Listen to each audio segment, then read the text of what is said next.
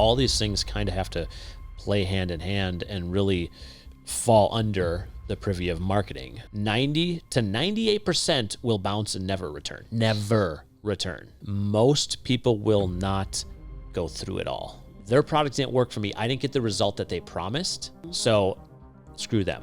You know, they say a rising tide lifts all boats, right? All these people that I see that have kind of risen up together are all the big names that we all talk about now, because I promise that's going to be the secret to really excelling and just going so much faster and so much further down the road in their businesses.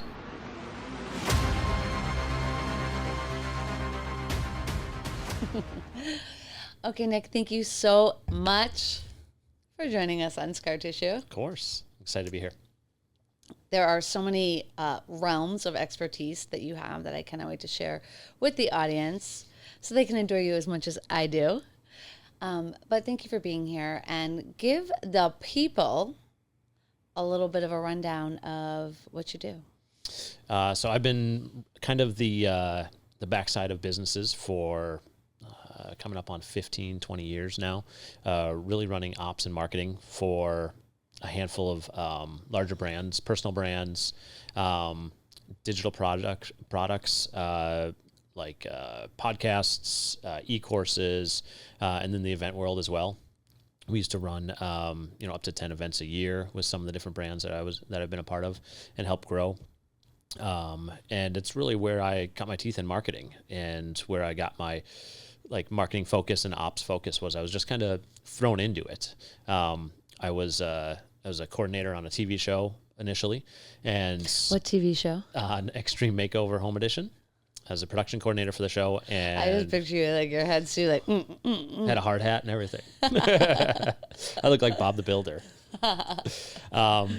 And my sister-in-law, Lori Harder, and she was putting on a big women's event, and she asked me to kind of help plan it, execute on the in the back of the room and whatnot with logistics and AV and all that stuff. And they always tell the story. If I show up to the first meeting with a binder and a run of show and everything already, and they're like, "Oh, this is perfect. We got the right person." And so the event was great, and I think the job offer was, "Hey, do you want to stick around and learn shit and help us grow?" I think was the technical job offer and job description. And so I stuck around and I just learned shit. I'm a natural researcher kind of by trade. And so I just started learning marketing, learning ops. We had kind of the back of a TV where all the wires are just a complete mess, right? But the front looks nice. That's kind of what the businesses that we had running at the time when I stepped in, and I'm like, okay, let's start making sense of things. And so I was brought on to really make things orderly and whatnot. And so after 15, 20 years of researching, going through courses, becoming certified with a digital marketer, different agencies, spending over $1 million on Facebook ads, stuff like that. I've kind of learned a lot of different things, kind of enough to be dangerous in all the different things, as far as ops, marketing, audience acquisition, products, stuff like that. So good. And I was laughing as you said, I like to research things, because I remember when I first started working with you or Zooming with you or getting to know you, I would say something and then I could see you researching it on your other screen, in real time. And I was like, what is he doing? Immediately. And then, I finally figured it out. So yeah. And for context for listeners, Nick and I met through marketing. And through, I think it's actually really a powerful thing. This is a mix of listeners, right? From my background in grief and mindset, and then into entrepreneurship for the last, 7-8 years or whatever it may be. So we get a little bit of both. But I think whether it's in your personal life or professional life, so often people get attached to, what do I get out of this? What am I going to get out of this mastermind? What are the deliverables? What am I going to get out of this coaching program? What am I going to get out of X, Y, or Z? For me, all the magic has been in what I didn't anticipate. I always say like the hidden magic or the things that you can't see. Like, sure, you're gonna get this, or you're gonna learn this, or you're gonna get that, but like, what new relationship might you form? What collaboration might happen? What new business partnership might happen? What podcast might you end up on? I didn't think that I'd end up with a handsome guy from one of my decisions, and It was a poor decision, wasn't it? It was a poor decision On your part, yeah. I know. I know. I came with no refunds though. Yeah. I should have read the contract way better. Yeah, and so if I haven't introduced you to the audience, but I had a long single streak.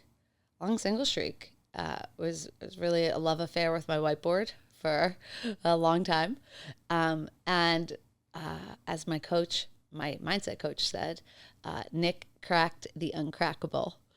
And I don't know. I don't know if that's true, but maybe. But you certainly could whiteboard circles around me. And I was like, I don't know about that. And I was like, oh, this guy can whiteboard. That's all it took. This guy can talk funnels. I mean, put an expo marker in my hand and a whiteboard.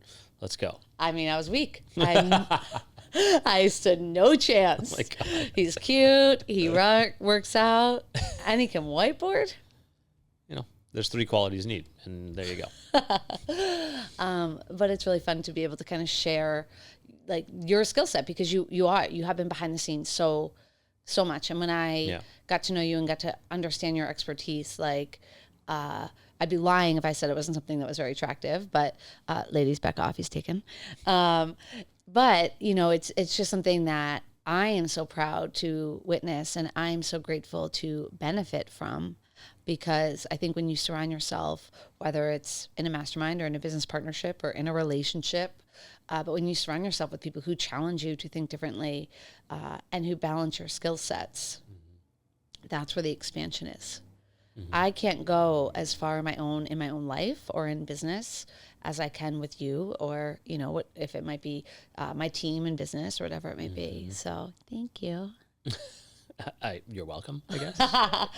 But with that too, and speaking of like expansion and complementary skill sets, we both are considered marketers, but we're pretty different.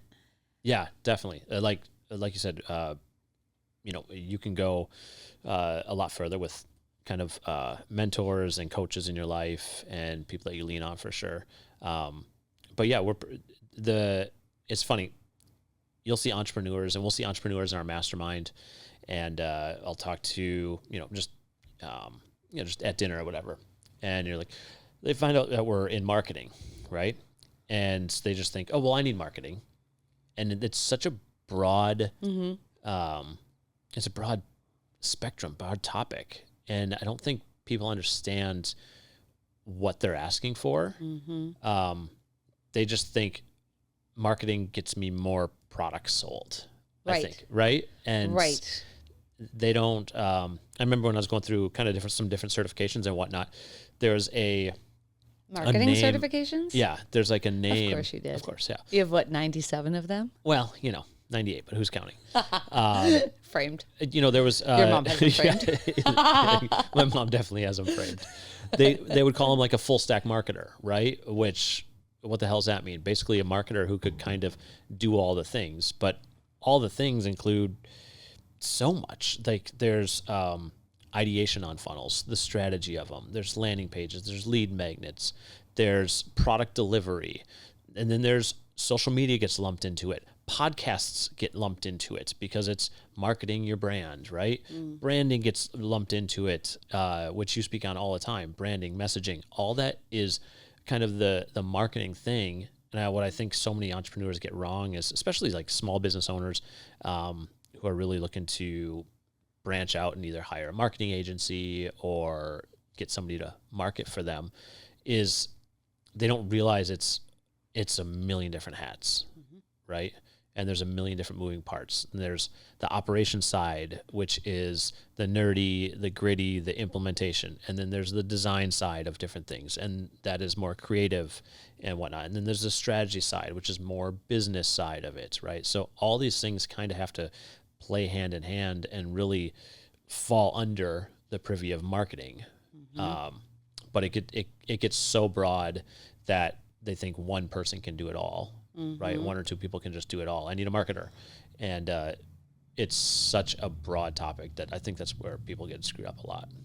100%. I mean, in my own company alone, I mean, you see it, but I have a head person in charge of landing pages and websites, a head person in charge of copy, head person in charge of content creation and design. Those are all really different skill sets. Yeah. And like, I didn't realize that I was good at marketing because, I mean, I've always liked words. Shocker. You know, liked words. Yeah. Liked words. Words are my favorite. If anyone doesn't know that reference, would you like to share? That's Elf. Yeah. Elf, obviously, because you are just like Elf. Will Ferrell, Elf, all day long. So, Sugar's my favorite. Laughing is my favorite. Hence the laughter here. A side note, and we'll come back to this, why I didn't understand that, like, I was good at marketing, but you have an office and you're very focused. Every now and then I come up with like a cup of coffee. Anyone seen Elf? Just sit there. Can I help you?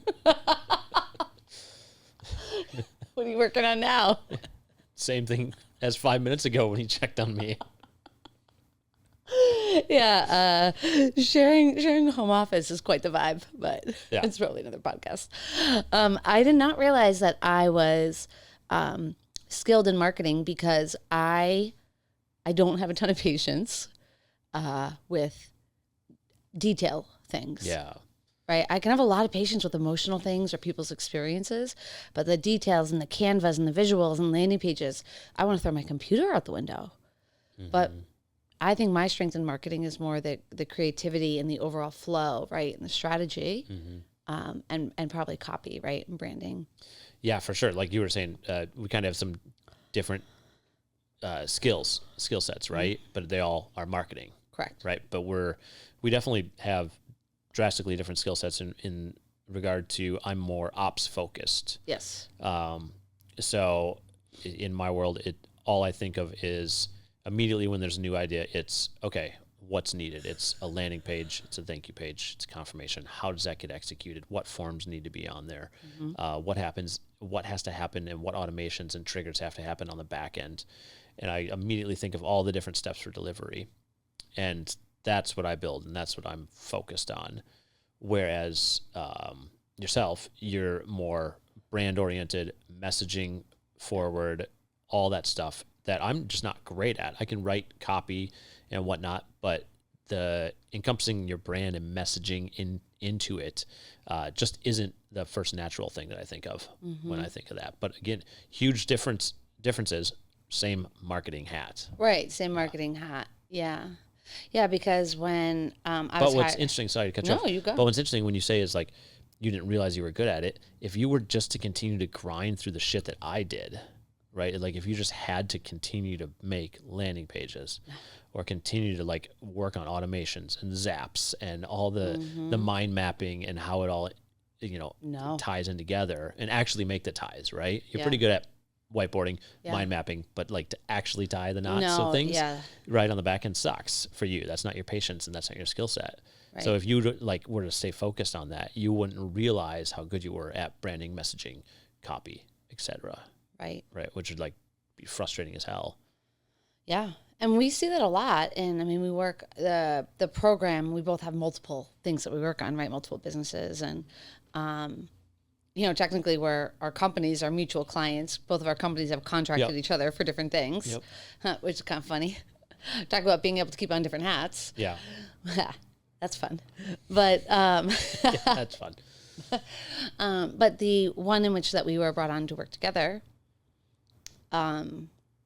was interesting because when we first started working together, it was like, I was this fresh ideas and this and that and all these things. And like your brain would go to that one idea or change is going to have 98 different things in it. Right. Oh yeah. And I'm like, well, you turn the fun button off, Yeah. And you're like, I keep shit running.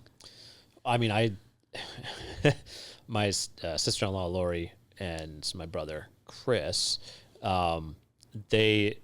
like we had some learning curves for sure when we first started working together, right? Like anybody does. But I would do exactly that. Lori would come to me with some great ideas, and it was still very much ideation stage, and we were brainstorming and whatnot, right? And I'd go to immediately like, well, this is why it won't work, or this is why, I'd shit on it right away, and I'm not proud of that. That's just, I immediately think of how it can be executed and why it wouldn't work and how it'll fall apart, right? Because I need to think about that, because then I can make sure it doesn't fall apart, right? And I have to build it that way. Whereas she would feel deflated when I would do that, right? So now we've both learned, like, I don't shit on ideas. Like, oh, we're in the brainstorming time right now. Great, let's brainstorm. Let's come up with great ideas. And I have the freedom to like not think about that stuff, right? And then she comes to me after she's thought about it a little bit more, with a little more like, okay, this is what we're gonna do. And I'm like, great, this is how we're gonna figure it out, right? Oh, it's so true. I can relate to that. I mean, I'm definitely a stick in the mud when it comes to that shit, which is, it's not fun. I'm sure people don't like it, but you need both sides. You absolutely need both sides. Yeah. Just like, you've got the visionaries and you got the implementers, and these two need to work together, but sometimes they butt heads, right? Yeah. Because they're like, oh, just all these fucking ideas. And I'm like, oh, but we just need to, figure out one of them, type of thing. Well, one of the things you do so well that I would love, you spoke on this recently at an event, was kind of showing people where they're leaving money on the table, right? And whether you're in here, I mean, everyone in here is running business of some sort, right? Most people that find me, whether it's through the grief or entrepreneurship, they've got something that they're building of their own, right? Whether it's on the side or full time. And so many people think, well, if I post more content on social media, which I am all for visibility, like, yes, you have to be out there and play the game. I won't believe otherwise. But then where's it going? Right. And what are you doing with it? Yeah. Right. Are you driving it to the lead magnet? Are you collecting emails? Okay, well, now let's say that you got the emails and the lead magnet. Well, now are you emailing them? Right. Okay, well, now let's say they buy something. Then what are they doing? So can you speak into just maybe a couple of the things that you might encourage someone to look at and be like, oh, am I doing this for my business? Oh man, that's a lot. I know that was like a 45-minute keynote you just did. That your question was about 45-minute question. Shocker. Yeah. No, hey. There's. I mean, take that back. Cut that part. Yeah, what I see a lot is random posting on social. Let's start like kind of top of funnel first, right? I see entrepreneurs just need eyeballs and they want to sell something. So it's just random posting on social, right? With no ideation, no thought of what am I talking about? What am I going to be driving to, right? This is your zone of genius is what is the social messaging and branding that I'm talking about and driving to, even if it's, even if I'm not saying, hey, go here, right? You're priming them. You're priming them. You're talking about problems. You're talking about solutions. You're talking about things that are happening in your industry, whatever it is. If it's the fitness industry, the cooking industry, the business industry, the real estate, whatever, right? You're talking about the problems that come up. And then you're also talking about the solutions which you happen to have, or a piece of a solution that you can drive to, right? So that's kind of top of funnel, thinking about socials. Next step is driving to that lead magnet, right? And I mean, we just did a 3-day training on lead magnets, know. right? So this could go on forever. It was so good. But and that training was a mentor collect. I don't know why I'm leaning in. I don't need to be leaning in right now. Yeah. He said, Melissa, don't lean in. Yeah. And for the people listening in their cars, all they're going to hear is a deep voice and a really squeaky loud voice now in their my cackle. Yes, and your cackle. But I just want to pause at that 3-day lead magnet training that we did was in the Mentor Collective Mastermind. Yeah. Right. So if people are like, well, how do I go and get this done? Like, send me or Nick a message. Yep. I'll link it in show notes, but you've got to scope out Mentor Collective Mastermind for sure. Yeah. Yeah. Great mastermind that we're a part of, kind of coaches in. I helped build, and then I helped a little bit. You helped a ton too. That's how we met. Absolutely. Exactly. And now look at you. Exactly. And here we are. You didn't see that in the contract.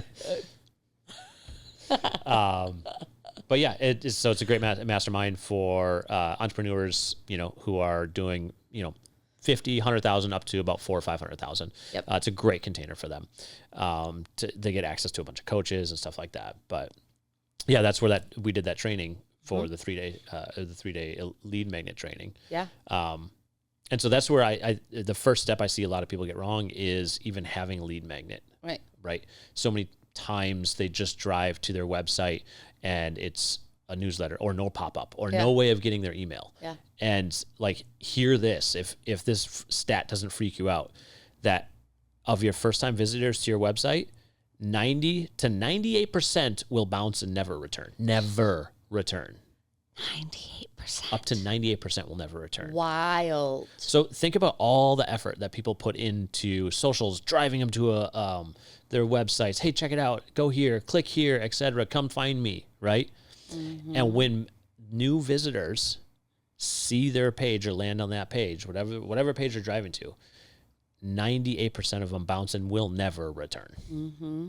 So how do you overcome that, or at least start to tip the scales in your favor, right? Mm-hmm.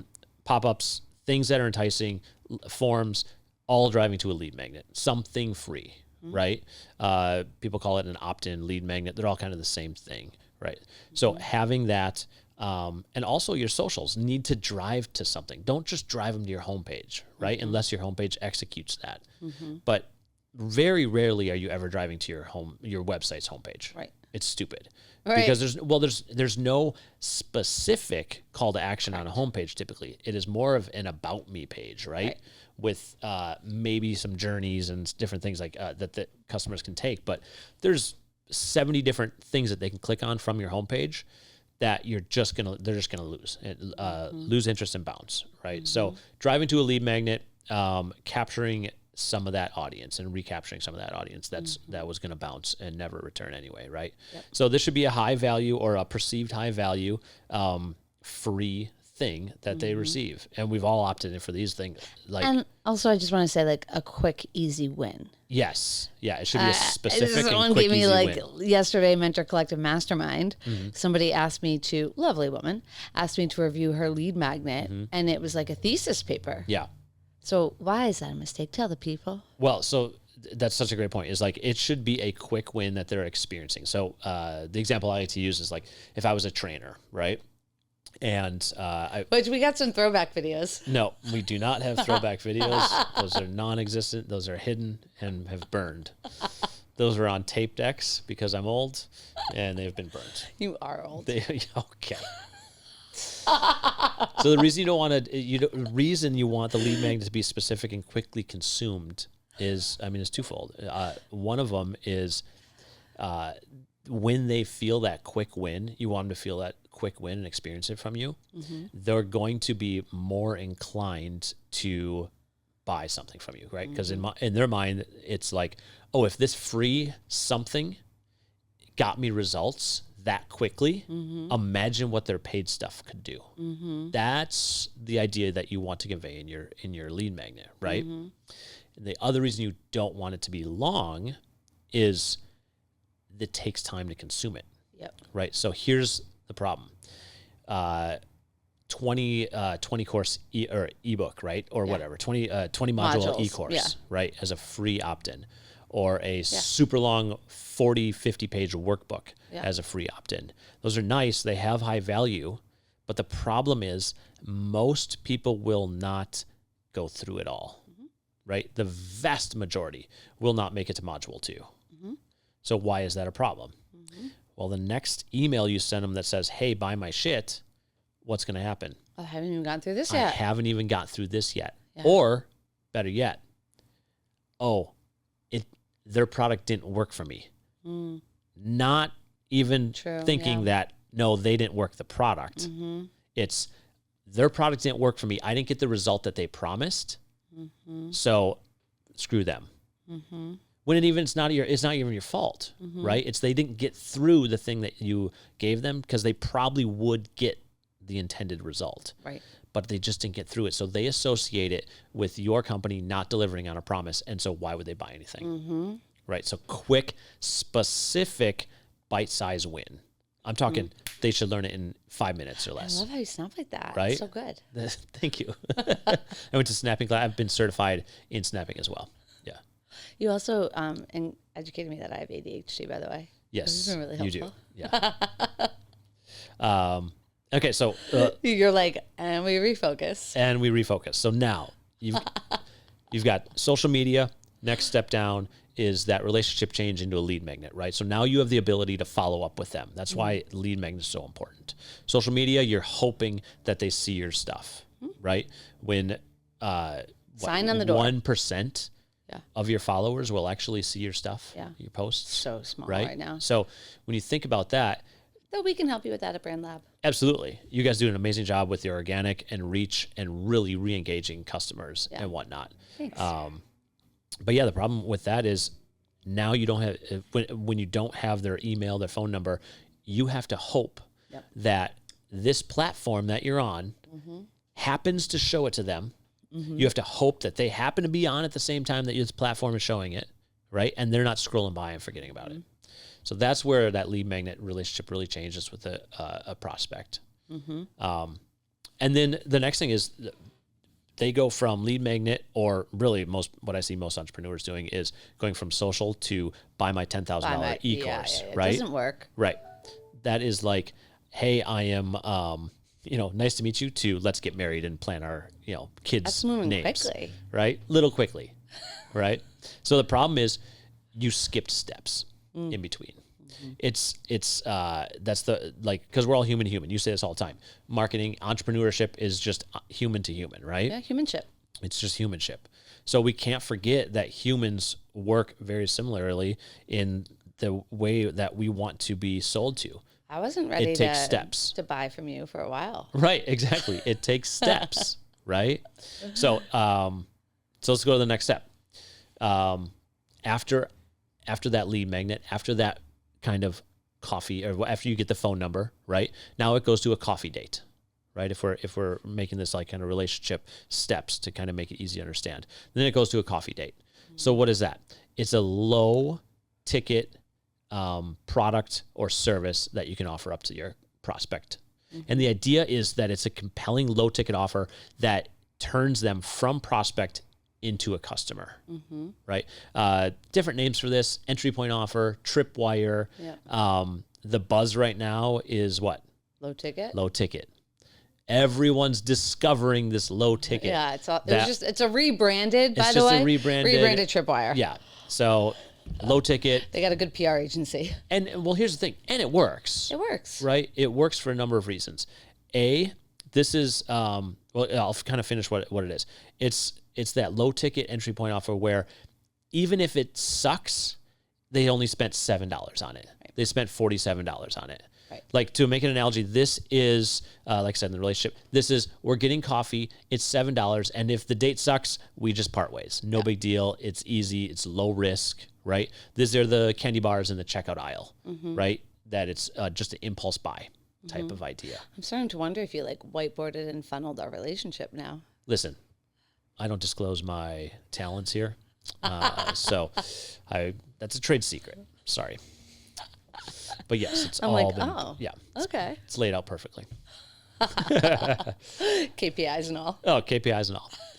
So what does this entry point offer kind of look like? This is a fraction or a splinter of your core offer is the idea there. So what can you splinter off of your core offer to kind of make that relationship change and for them to become a prospect into a customer? That's the idea of that. Yep. Oh, that's so good. And I think what's really important though is like helping people understand, and then you progress more. And this is stuff we'll be talking about. We have a free event coming up. We'll be breaking down kind of these things, but also cart bumps are a big one. Yep. We're not going to break that down here. Yep. But I think also understanding cart bumps, retention. Yeah, these are just like the first few steps in your funnel, right? The next few are don't need to get them because, like I said, I can go into this for hours, right? But the next one is like, now it's your core offer. What is your main core product? Now it's time to offer that up, right? After the coffee date, now it's maybe dinner, right? Is the idea. So what is that core offer that you have? That's the time to start offering that up. And then the ascension or the upsells, the cross sells, things like that, right? So these are additional cart bumps, like you mentioned. These are additional margin. These increase your margin a little bit more on the average order basket, right? Or the lifetime value of a customer. So that's the idea with these is upsells, cross sells, additional products that are add-ons or complementary to your core offer. Yeah. A couple of things you and I talk about a lot. One, I think this could feel overwhelming for somebody listening. So one thing at a time. Truly. Absolutely. Master one thing at a time. Absolutely. So important. And secondly, you don't have to reinvent the wheel every day on social media. Nope. Or in your emails. Like there are ways in which you can repurpose. It also, if you have a different message out every single day, people aren't even seeing it. Yep. So you have to be more redundant than you even realize. And there are ways you can simplify, right? Yeah. With systems and with operations and with AI and that. So, Yep. I'm not like a big AI person. I don't understand it that well. But that is a tool, people can use. Absolutely. Yeah. That's a big thing is when you kind of, especially entrepreneurs, newer entrepreneurs, when they look at what's needed to really execute well and make a good, solid business, it feels overwhelming. Right. And that's the whole idea of like our masterminds, for instance, is breaking it down for them, making it easy to understand, as well as having them meet other people who are right along in the trenches with them, right? Huge. I don't know about you, but I hear all the time is like, I feel alone. My friends and family don't understand what I do, right? They don't understand. They have a 9-to-5 job. They go out and drink after work. It's just happy hour, right? And they don't understand my struggles. I mean, countless times that's the issues that we hear all the time. It's not just how do I sell more product and stuff, but it's they don't understand my struggles. And so that was one of the glaring things that we wanted to help with was getting other entrepreneurs together and being able to soundboard off of each other with support, with coaches and whatnot, but being able to kind of just not feel like they're alone anymore. Totally. Right? Totally. And the toll that takes on you when you do feel alone. Yep. Because entrepreneurship is already a roller coaster. It's already a roller coaster. It's already lonely. Yeah. Yeah. And then so compounding that, rather than alleviating that. And truthfully, I mean, we've talked about this in many capacities, but that idea that we have to do it all by ourselves is not actually like our growth and possibility voice. It's our ego. Yeah. And it's societal programming that says like, you have to do this all on your own. Yeah. That pressure. Yeah. There's this pride of like, I can do it all myself. And we kind of, our ego says, oh, I've got a busy calendar. How many times do you ask people, oh, how you doing? I'm busy. And I think we're starting to break through that as a badge of honor the more we talk about it. But yeah, we're both hella busy. But also, what can you do to change that, right? 100%. And part of it is getting mentorship, getting coaching, getting around people who've been there, done it, that you can lean on and ask for advice. Yeah. Right? Yeah, I mean, I can honestly trace back from different masterminds, my book publishing contract, this podcast, you. Yeah, so they all didn't turn out great, but some of my closest friendships, a number of clients, a number of people I've hired, and all from those places that like I knew, that I was able to trust and open up and like really evaluate how people were showing up beyond just social media. Yeah. Just my thoughts. Yeah. It's a huge win when you can find other people that are doing what you're doing, and it's who've been there before. Yep. And can help you see the path, help you not step in the shit that they stepped in, right? Because they know where it is, right? It's such a huge benefit and advantage, and you're going to go faster. You're going to go faster and further, right? You're going to avoid lighting money on fire. Absolutely. Exactly. Oh my God. We've definitely made huge mistakes, $10,000 to $40,000 mistakes, right?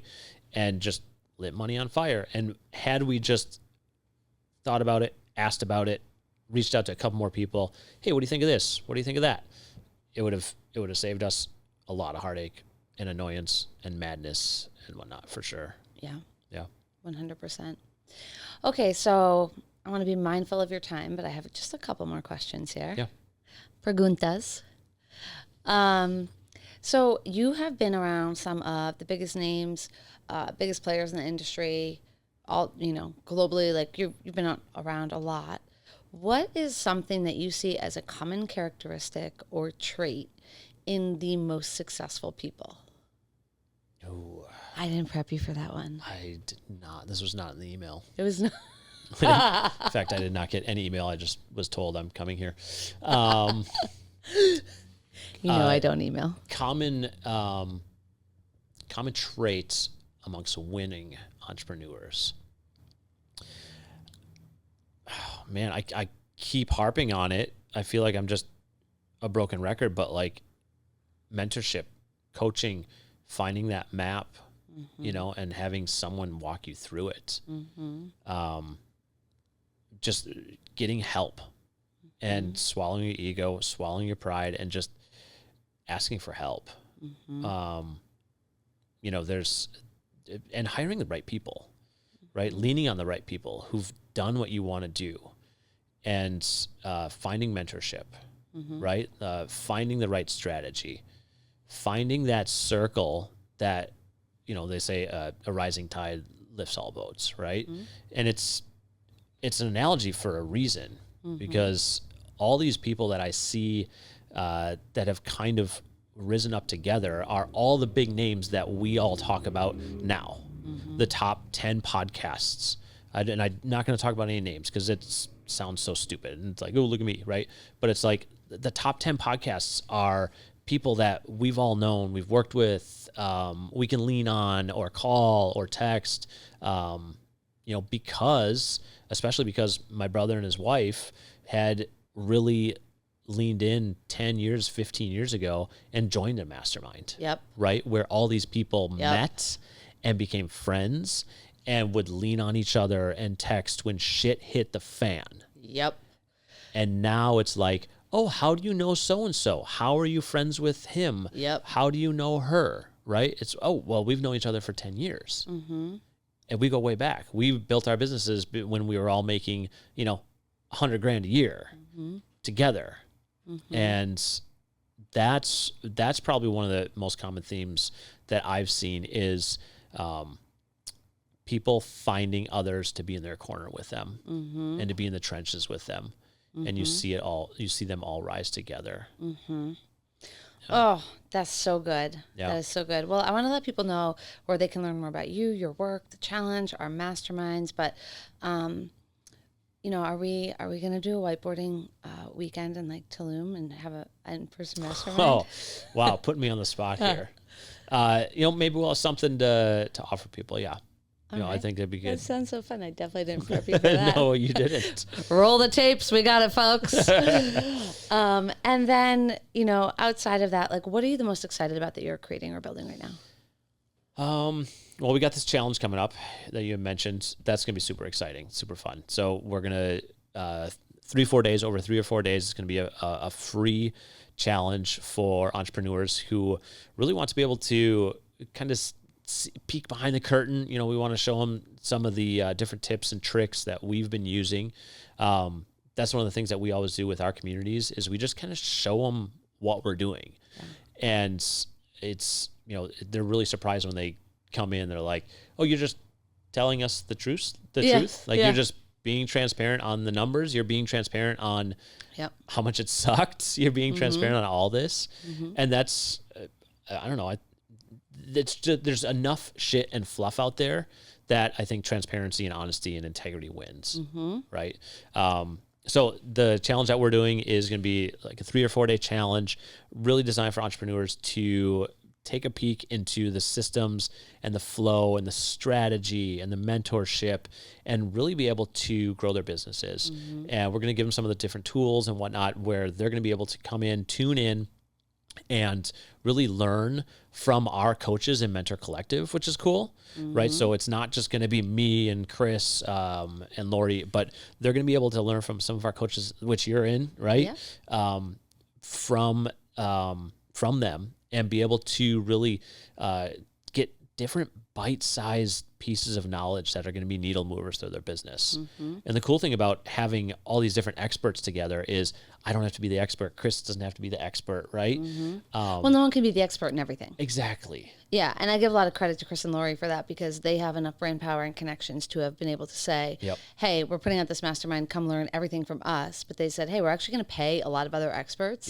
We're going to pay them. We're going to take less money because we want you to get that much more value. And we're going to have you not only get access to Lori and Chris, but to our entire team, which we're part of. Yeah, exactly. So check out the challenge. If you're a beginning entrepreneur, and not even beginning where you're just like starting off, but anywhere in, the $200,000, $400,000, $500,000 annual range, more, we're going to be giving tangible tips and takeaways during this challenge, right? And it's going to be from different coaches as well, it's their zone of genius.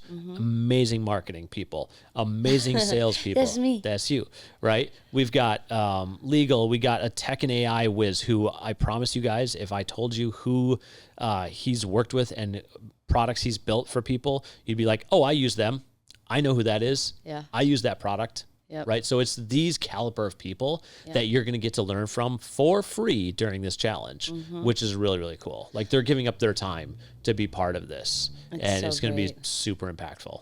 So you guys, if you are, stay tuned on the whiteboarding weekend. That's going to be down the pipeline. Yes. We'll have to funnel that one out. That's what we do. On the weekends, we're going to just whiteboard and funnel. Exactly. But stay tuned for this challenge. Definitely you want to scope it out. If you're a 500K entrepreneur and above, just shoot me a DM on Instagram, or Nick, a DM on Instagram, and let us know. Pretty much full. And I am just going to go on record. I'm a paying member and client because I believe in it so much. I could have said like, no, like I'm good. Nick, just tell me all the things. Right? Trade secrets. I paid my invoice, right? But really for Mentor Collective Mastermind, that 50K to 500K entrepreneur. It is very applicable to all levels. Check out the challenge. NickHarder.com. NickHarder.com/challenge. NickHarder.com/challenge. We'll put it in the notes. Easy as possible for you. Anything else you want to tell the people? No, I'm really excited for everyone who's either part of our challenge, part of our community, has been or will be. Like, I just love teaching on these types of things. And I'm such a workshopper that I hope they got something out of this.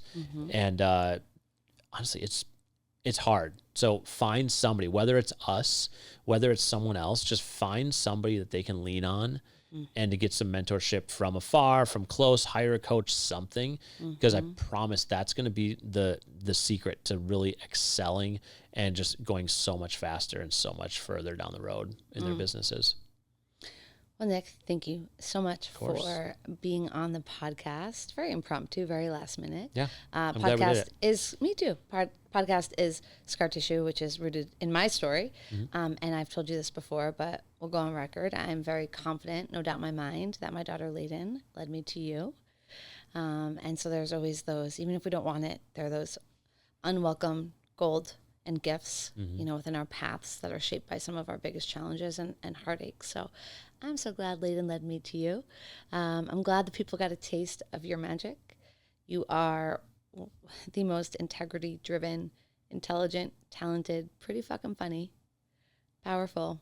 I know, I'm saying all this on record. I know. We're going to cut this one, Pascal. This is being recorded. Yeah, powerful, just gifted humans, I know. And we're going to get you back on the show. Okay? Thank you. I appreciate it. Appreciate you.